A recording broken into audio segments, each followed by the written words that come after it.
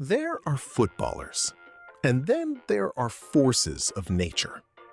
Players who don't just score goals, they destroy defenses, silence stadiums, and terrify entire leagues.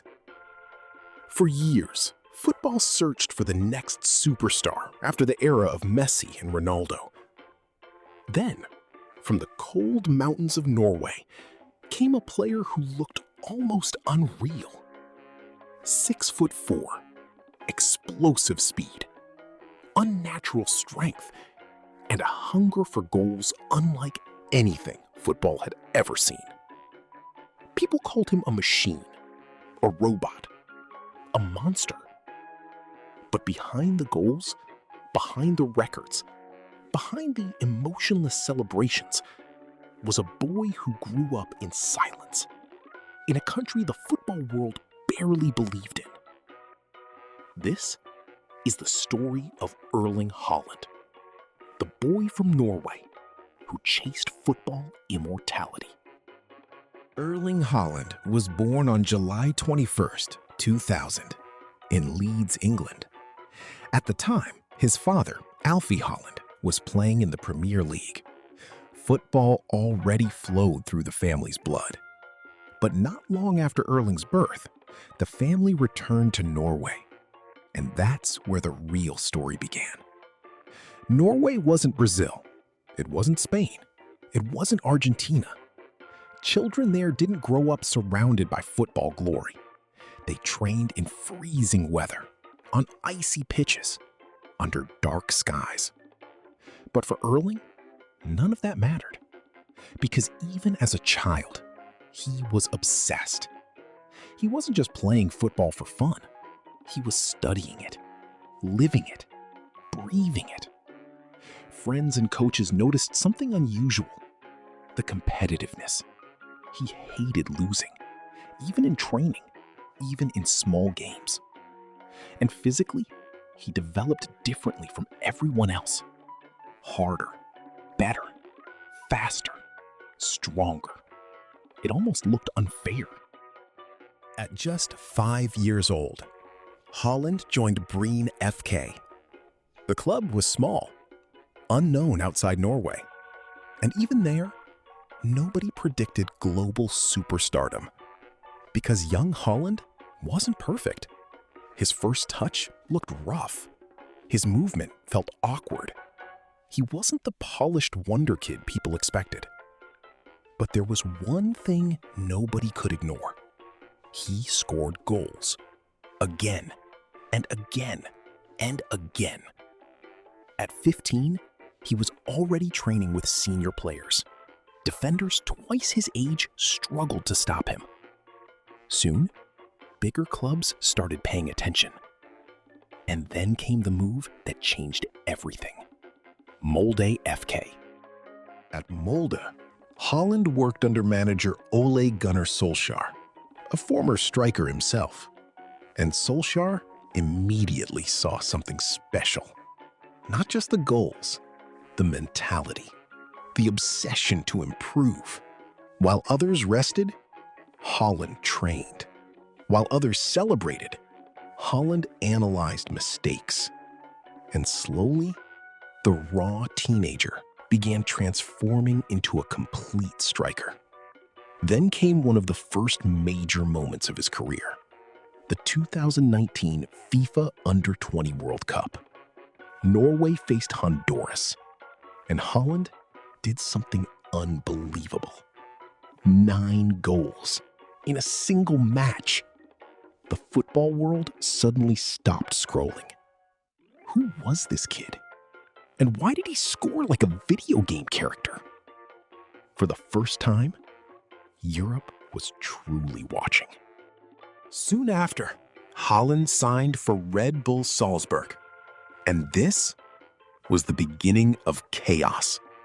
Champions League nights arrived, and suddenly, defenders across Europe had a nightmare standing in front of them.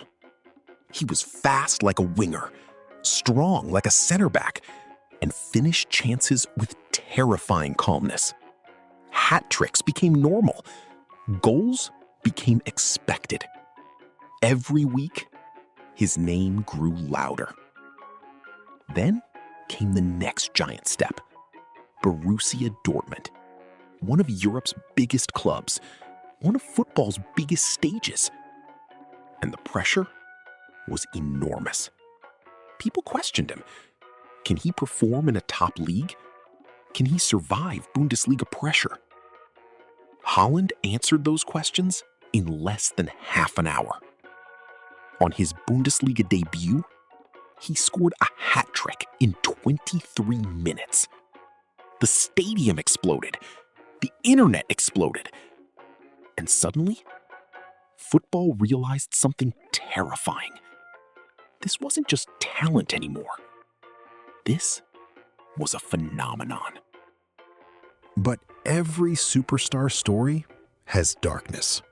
And for Haaland, it came through injuries, muscle problems, fitness setbacks, missed matches. Critics started speaking louder. His body won't last. He's too dependent on power. He's injury prone.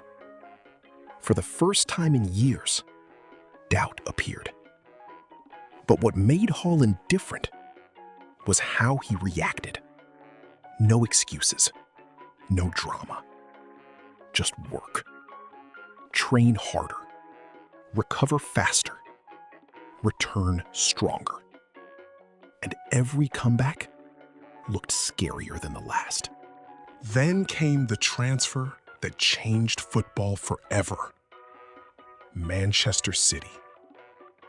Under Pep Guardiola, expectations were impossible. The Premier League had seen great strikers before, but never someone quite like this. People doubted him again. Can he fit Guardiola's system? Can he score in England? Will he disappear in big matches? Haaland responded the only way he knew how. Goals. Relentless goals. Left foot, right foot, headers, tap-ins, long-range strikes. Defenders looked helpless. Records began collapsing one after another. Fastest goal-scoring starts. Most goals in a Premier League season. And then came history. 2023. Manchester City completed the greatest season in club history. Premier League champions, FA Cup winners, Champions League winners. The treble. The dream every player chases. And standing in the middle of it all was Erling Haaland. But even after conquering club football, something still felt incomplete. International football. Norway struggled. While stars like Messi and Mbappe battled on the biggest stage, Haaland watched from home. And suddenly, the football world asked an uncomfortable question. Can a player truly become immortal without the World Cup? For Haaland, this became personal. World Cup 2026, the biggest tournament football had ever seen. And for Haaland, maybe the most important journey of his life. Because this was no longer about goals, no longer about records, no longer about proving himself. It was about carrying a nation. A country that waited decades for hope, now looked toward one man. And somewhere deep inside, the little boy from snowy Norway still remained. Still dreaming, still running, still chasing history. Because great players break records, but legends carry nations.